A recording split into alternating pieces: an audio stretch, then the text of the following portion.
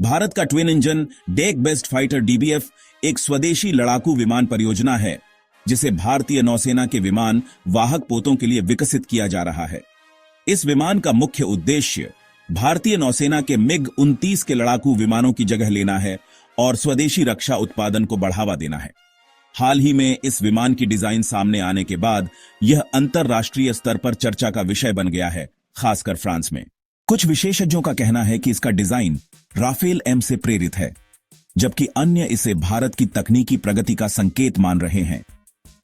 DBF Bharat का एक अत्याधुनिक और स्वदेशी ट्विन इंजन फाइटर जेट है, जिसे विशेष रूप से भारतीय नौसेना के लिए विकसित किया जा रहा है। इसे हिंदुस्तान एरोनॉटिक्स लिमिटेड इचल और एरोनॉटिकल डेवलपमेंट एजेंसी एडीए द्वारा डिजाइन किया गया है, जिससे भारत की नौसैनिक युद्धक क्षमता को नया आयाम मिलेगा। यह विमान इंडियन नेवी एयरक्राफ्ट कैरियर्स पर संचालन के लिए अनुकूलित किया गया है और इसे भविष्य में इंस विक्रांत और इंस विक्रमादित्य जैसे युद्ध पोतों पर तैनात किया जाएगा। इसकी उन्नत क्षमताएं जैसे सुपर क्रूज गति, स्टील्ड फीचर्स, मल्टीरोल मिशन क्षमताएं, आधुनिक एविनिक्स सिस्टम, अत्याधुनिक हथियारों का एकीकरण और इलेक्ट्रॉनिक वॉरफेयर क्षमताएं इसे विश्व के अन्य नौसैनिक लड़ाकू विमानों के समकक्ष खड़ा करती है। इसके अलावा इसकी फोल्डेबल विंग्स इसे नौसेना के विमान वाहक पोतों के लिए अधिक उपयुक्त बनाती हैं, जिससे यह सीमित स्थान में अधिक विमानों की तैनाती की सुविधा देता है। पूरी डेवलपमेंट क्या है, आइए जानते हैं आज की इस वीडियो में। लेकिन आगे बढ़ने से पहले वीडियो को लाइक करके चैनल को सब्सक्राइब जरूर कर लें, क्योंकि आपके लिए यह बस 1 सेकंड का काम है, लेकिन इससे हमारी बड़ी मदद होती है।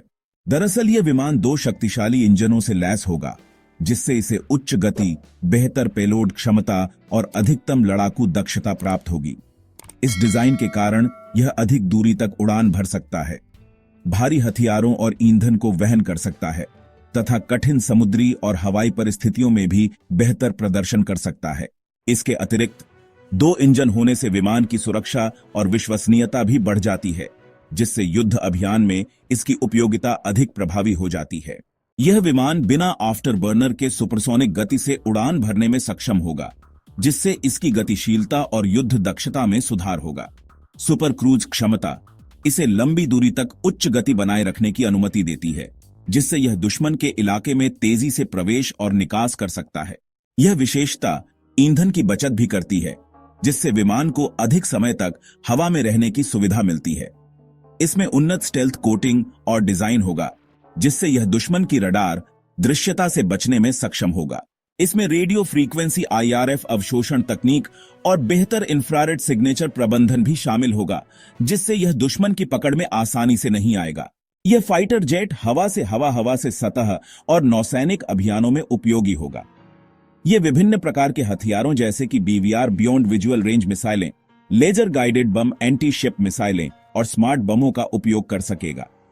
इसके अलावा यह दुश्मन के संचार और रडार सिस्टम को निष्क्रिय करने के लिए इलेक्ट्रॉनिक वॉरफेयर क्षमताओं से लैस होगा, जिससे इसे अत्यधिक घातक और बहुउद्देशीय बनाया जाएगा। यह फाइटर जेट पोतों पर अधिक कुशलता से फिट हो सके, इसलिए इसमें फोल्डेबल विंग्स होंगे, जो इसे सीमित स्थान में अधिक प्रभावी ढंग से तैनात करने की सुविधा प्रदान करेंगे। इस डिजाइन की बदौलत विमान वाहक पोतों पर अधिक लड़ाकू विमानों को समायोजित किया जा सकता है और ऑन प्रश्न लचीलेपन में वृद्धि होती है।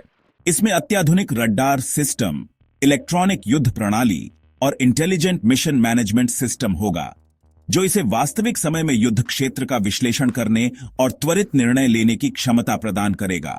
इसमें active electronically scanned array SI radar, integrated electronic warfare suit और ऑटोमेटेड डेटा फ्यूजन प्रणाली होगी, जिससे यह मिशन के दौरान अधिक कुशलता से डेटा प्रोसेसिंग कर सकेगा।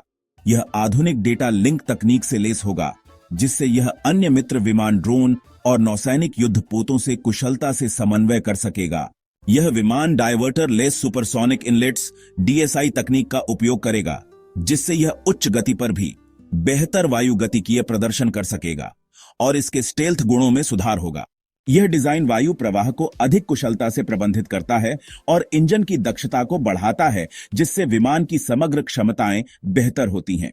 इसकी संरचना और डिजाइन भारतीय नौसेना की आवश्यकताओं के अनुसार बनाई गई है। यह विमान नौसेना के युद्ध अभियानों, समुद्री टोही, लंबी दूरी के मिशनों और उच्च समुद्री सुरक्षा अभियानों को ध्यान में रखकर विकसित किया गया है। इसमें विशेष रूप से मजबूत लैंडिंग गियर, समुद्री परिस्थितियों के अनुरूप उन्नत कोटिंग, जंग रोधी संरचना और बेहतर संचालन दक्षता शामिल की गई है। इसके अलावा यह विमान वाहक पोतों पर आसान तैनाती के लिए अनुकूलित किया गया है और उच्च समुद्री हलचल में भी स्थिरता बनाए रखने में सक्षम होगा। TDBFP सफल होती है तो भारत अपनी नौसेना के लिए पूरी तरह स्वदेशी लड़ाकू विमान विकसित करने में सक्षम हो जाएगा। इससे भारतीय नौसेना की शक्ति में वृद्धि होगी और उसे विदेशी विमानों पर निर्भरता से मुक्ति मिलेगी। इसके साथ ही यह परियोजना भारत को तकनीकी आत्मनिर्भरता की दिशा में आगे बढ़ाएगी, जिससे रक्षा उत्पादन क्षमता को बढ़ावा मिलेगा। HAL और DRDO जैसी कंपनियों को तकनीकी रूप से और अधिक सक्षम बनने का अवसर मिले। इसके अलावा यह परियोजना भारत में उन्नत एयरोस्पेस अनुसंधान को बढ़ावा देगी और स्वदेशी उत्पादन क्षमताओं को सशक्त बनाएगी, जिससे रक्षा क्षेत्र में भारत की आत्मनिर्भरता बढ़ेगी। यदि भारत TDBFP कर लेता है तो भविष्य में यह अन्य देशों को निर्यात भी किया जा सकता है। इससे भारत को वैश्विक रक्षा बाजार में एक नई पहचान मिलेगी और स्वदेशी रक्षा उद्योग को अंतर्राष्ट्रीय स्तर पर प्रतिस्पर्धा करने का अवसर प्राप्त होगा।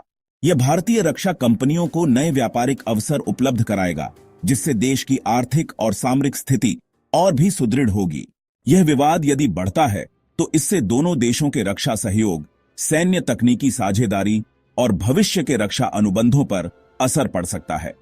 यह स्थिति भारत फ्रांस रक्षा सौदों जैसे कि राफेल विमान अधिग्रहण, नौसेना सहयोग और अन्य रणनीतिक परियोजनाओं को प्रभावित कर सकती है, जिससे दोनों देशों के रक्षा संबंधों में तनाव उत्पन्न होने की संभावना बढ़ सकती है।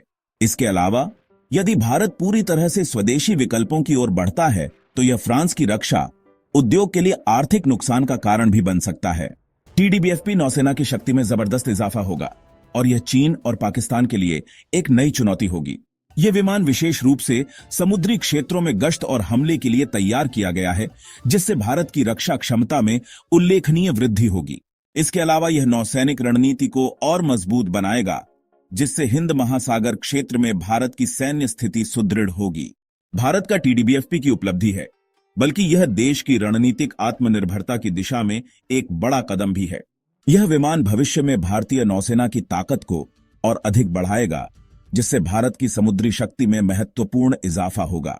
फ्रांस में इस परियोजना को लेकर जो बहस छिड़ी है वह मुख्य रूप से डिजाइन समानता, रणनीतिक प्रतिस्पर्धा और भारत की बढ़ती एरोस्मिथ। इस वीडियो में इतना ही। जल्द ही मिलते हैं एक और बेहतरीन वीडियो के साथ। तब तक के लिए वीडियो को लाइक, शेयर और चैनल को सब्सक्राइब जरूर कर लें। धन्यवाद। जय हिंद।